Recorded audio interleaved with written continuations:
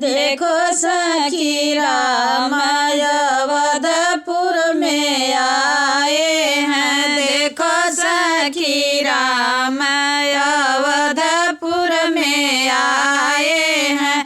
आए हैं राम सिंहासन चढ़ी बैठे हैं। आए हैं राम सिंहासन चढ़ी बैठे हैं। राम के माथे मुकुट भला शोभेला। राम के माथे मुकुट भला शोभेला।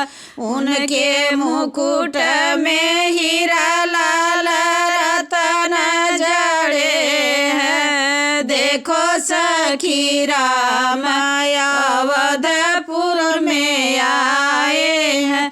देखो सखी राम अवधपुर में आए हैं। आए हैं राम सिंहासन चढ़ी बैठे हैं। राम के काने कुंडल भला शोभेला। राम के काने कुंडल भला शोभेला। उनके कुंडल में हीरा लाल रतन जड़े हैं। देखो सखी राम अवधपुर आए हैं। देखो सखी राम अवधपुर आए हैं। आए हैं राम सिंहासन चढ़ी बैठे हैं। राम के हाथे धनुष भला शोभेला। राम के हाथे धनुष भला शोभेला।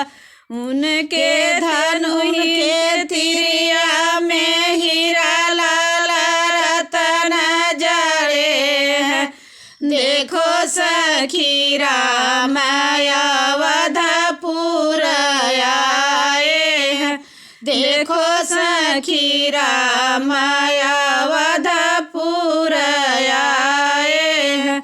आए हैं राम सिंहासन चढ़ी बैठे हैं।